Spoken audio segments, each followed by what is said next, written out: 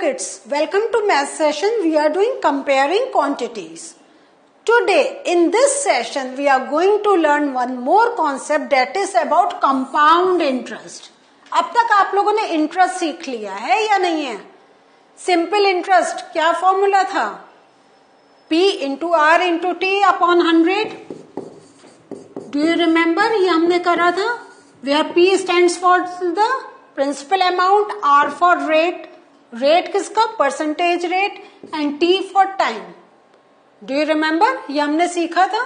Now there is one more term, compound interest. What is the meaning of compound interest? So let us first look at this statement. 1 year interest for FD, that is fixed deposit in the bank at 9% per annum, or saving account with interest at the rate of 5% per annum. ये ऐसे statement हम पढ़ते हैं या नहीं?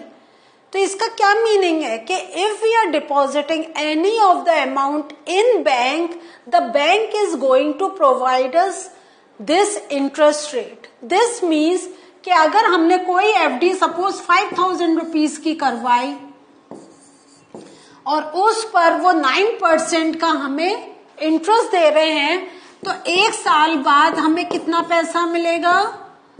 0 0 cancel, 9 5 45. तो जब हम एक साल बाद अपना बैंक से पैसा लेंगे तो instead of 5,000 we will get the amount of कितना? 5,450 रुपीज. हमें ने रेट ऑफ इंटरेस्ट से कैलकुलेट कर लिया कि after 1 year we are going to get this amount. Do you get this? ऐसे ही हमारा क्या होता है, डिफरेंट टाइप के बैंक में अकाउंट्स होते हैं.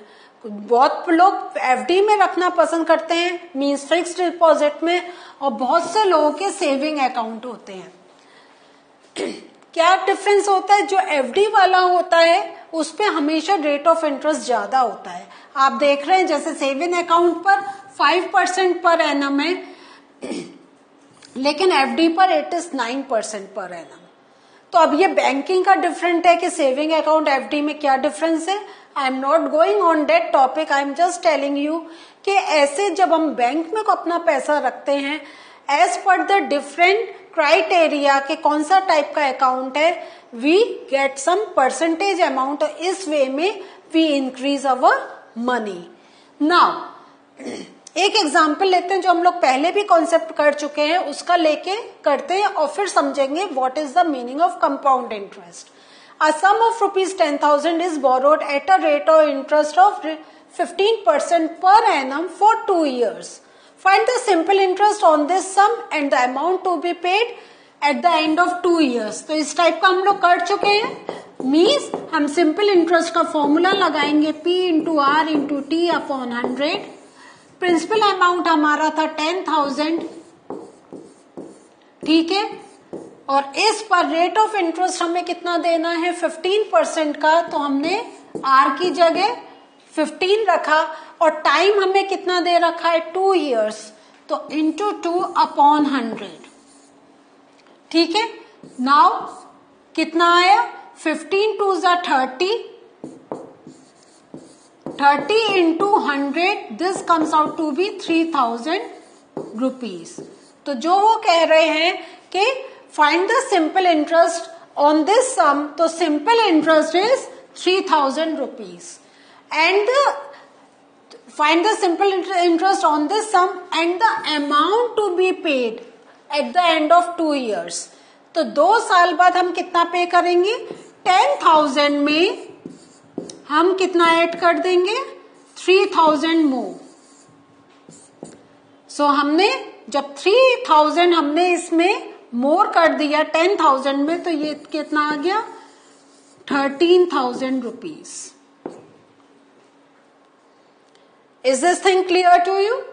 सो हमने with the help of this formula we have calculated simple interest as well as we have calculated the amount to be paid after including the interest. Clear? ऐसा सम हम कर चुके हैं ना.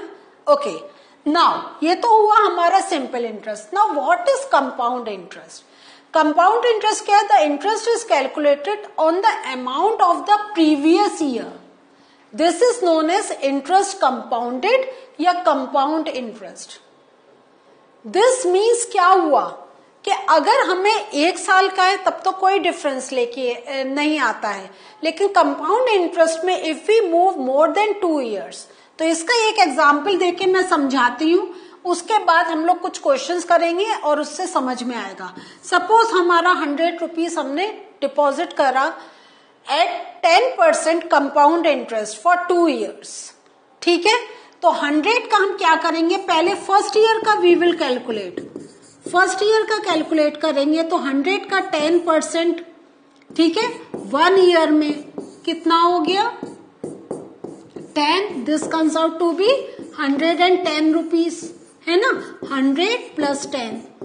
अब जो कंपाउंड इंटरेस्ट अगर हमसे कहा गया है तो दिस मीन्स नेक्स्ट ईयर का we will take the base price of 110. तो सिंपल इंटरेस्ट में हमने क्या कर रहा था, डायरेक्ट हमने यहाँ पर 2 लिख दिया था, लेकिन इन कंपाउंड इंटरेस्ट सबसे पहले हम 1 ईयर का निकालेंगे. अब हमारा प्रिंसिपल हो जाएगा 110, 10% 1 ईयर,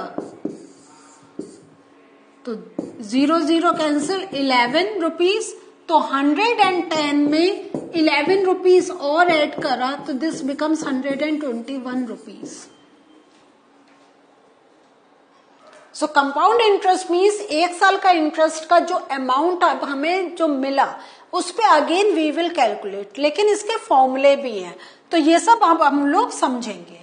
तो जैसे आपका ये एक सम हो रहा है, a sum of rupees 20,000 is borrowed by Hina for 2 years at an interest of 8% compounded annually. Now pay attention here, compounded annually. Find the compound interest and the amount she has to pay at the end of 2 years. तो अब इसका आप देख ले कि हमारा, तो अब हमें, क्योंकि अभी हमने फॉर्मूला नहीं डिस्कस करा है, कंपाउंडेड एनुअली है, तो हम पहले simple interest of first year का फाइंड आउट करेंगे. फर्स्ट ईयर का सिंपल इंटरेस्ट हमारा वही formula P into R into T upon 100. Principal हमारा 20,000 is there. Rate of interest हमें कितना दे रखा है 8, और 2 years का, तो पहले हम फर्स्ट ईयर का कैलकुलेट करेंगे. So this comes out to be 1600 rupees. ठीक है,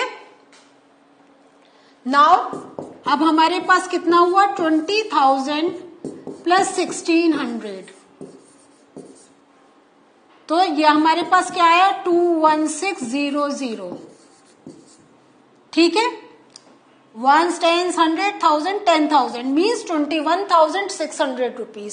सेकेंड ईयर का नाउ जब हम कैलकुलेट करेंगे तो हमारा प्रिंसिपल हो जाएगा 21,600 इंटू रेट ऑफ इंटरेस्ट वही 1 year upon 100. 2 0 cancel. Now we will calculate 216 into 8. This comes out to be 8 6 48 4 8 1 8 12 8 2 16 17. तो 1728 हमें इंटरेस्ट मिल रहा है. तो हमारा टोटल अमाउंट कितना हो गया 21,600 प्लस 1728. अब जो हमने इसको ऐड करेंगे तो हमारा 21,600 में हमने 1728 ऐड करा, तो this becomes out to be 23,328. तो find the compound interest and the amount she has to pay at the end of 2 years. तो कंपाउंड इंटरेस्ट हमने ये देखा हमें कितना मिला, प्लस जो अमाउंट उसने पे करा वो इतना आ गया 23,328 रुपीज. ठीक है, अब हम देखते हैं कि ये सिंपल इंटरेस्ट और कंपाउंड इंटरेस्ट में क्या डिफरेंस आ जाता है, कौन सा ज्यादा बेनिफिशियल है. और बेनिफिशियल कैसे, हमें इस बात पर भी ध्यान देना है कि अगर हम किसी कहीं बैंक में दे रहे हैं तो क्योंकि हमें पैसा ज्यादा मिलेगा तो कंपाउंड इंटरेस्ट बेनिफिशियल है, लेकिन अगर हमने लोन लिया है और कंपाउंड इंटरेस्ट ऐड हो रहा है, this means we have to pay back more. अब इसको कैसे हम कह रहे हैं, इसमें सिंपल इंटरेस्ट ऐसे ज्यादा बेनिफिशियल है, compound interest in the other way. अब आप दोनों को कंपेयर करें। अगर कोई हमारा सिंपल इंटरेस्ट पर कोई हमारा जैसे सपोज है प्रिंसिपल 100 है, उस पे जो अगर हम इंटरेस्ट अगर सिंपल इंटरेस्ट कर रहे हैं तो ईयर एंड में वी आर गेटिंग 110 रुपीज। ठीक है, सेम अगर हम कंपाउंड इंटरेस्ट में कर रहे हैं with the same method we are getting 110 rupees. तो फर्स्ट ईयर में देयर इज नो डिफरेंस। लेकिन सेकेंड ईयर में हम देखें तो सेकेंड ईयर में भी हमारा क्या होगा, जो हमने क्या करा है, हमारा जो इंटरेस्ट कैलकुलेट होगा वो प्राइम जो हमारा इनिशियल अमाउंट है उस पे ही we are going to calculate. वो हो गया 100 रुपीज। अगेन 10 का हमें उस पे इंटरेस्ट मिलेगा और 110। ठीक है, तो अब हमारे पास कितना हो गया 120 रुपीज। क्लियर। लेकिन अब जो कंपाउंड इंटरेस्ट हम कैलकुलेट करेंगे तो यहाँ पे देखें हम क्या ले रहे थे, basic price we were taking 100 जो हमारा इनिशियल था, लेकिन कंपाउंड इंटरेस्ट में we will take 110। Is this thing clear. तो कंपाउंड इंटरेस्ट जो जा रहा है वो जा रहा है 121। क्लियर हुआ।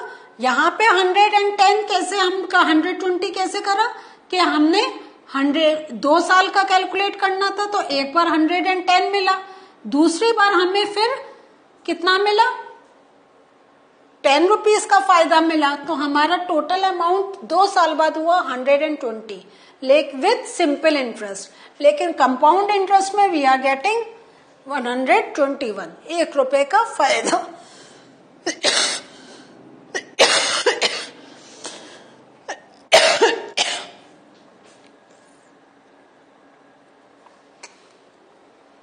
Now if we are moving further, और इसमें जो जा रहा है उसमें थर्ड ईयर पे जा रहे हैं, अगेन हमारा बेस जो हम ले रहे हैं प्रिंसिपल अमाउंट ले रहे हैं वो again it is 100 rupees only.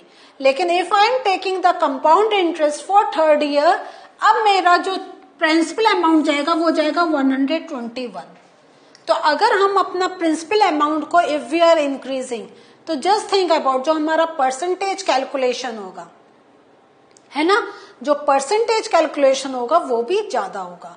तो अब आप देखिए 3 साल बाद अगर हम सिंपल इंटरेस्ट में कुछ रख रहे हैं we are getting only 130 rupees, but in compound interest we are getting 133 rupees and 10 पैसे। सो दिस वे मीन्स अगर हमें कहीं से कुछ पैसा वापस लेना है तो कंपाउंड इंटरेस्ट बेनिफिशियल है ना, कि हमें ज्यादा इंटरेस्ट मिलेगा। लेकिन if you are taking loan तो सिंपल इंटरेस्ट हमारे लिए फायदा रहेगा, क्योंकि रिटर्न बैक करना है तो हमें कम अमाउंट देना पड़ेगा। लेकिन अब जो हमने स्टेप बाय स्टेप करा, कंपाउंड इंटरेस्ट कैलकुलेट करने का एक फॉर्मूला होता है and that is A is equal to P bracket 1 plus R upon 100N। नाउ A क्या है इसमें, A stands for amount, P stands for principal,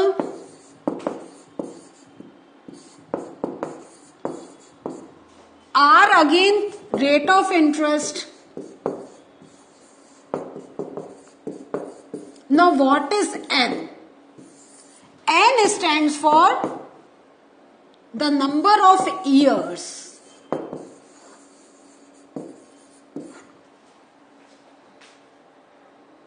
कि कितने साल के लिए ले रहे हैं।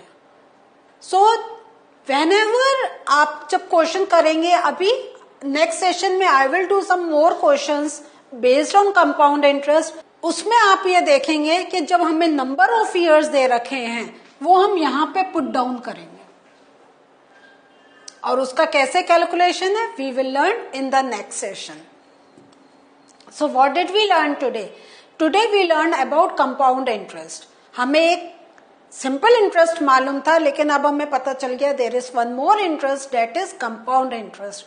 और compound interest and simple interest में हमने एक चीज सीख ली है कि सिंपल इंटरेस्ट में जो हमारा बेसिक अमाउंट रहता है चाहे कितने ईयर्स का हो it will remain the same, but in compound interest that amount keeps on changing, क्योंकि पहले ईयर का इंटरेस्ट एड ऑन होता चला जाता है। तो पहले ईयर का जो इंटरेस्ट एड ऑन हो जाता है उसके साथ वो हमारा नेक्स्ट ईयर का प्रिंसिपल अमाउंट बन जाता है. दो rate of interest is same, but because the principal amount is changing as well as it is increasing, तो we are getting more money. Okay, so this was the learning for us today. In the next session we'll talk about how to do the calculation based on the compound interest. So in the next session we'll discuss all these things. Till then, bye.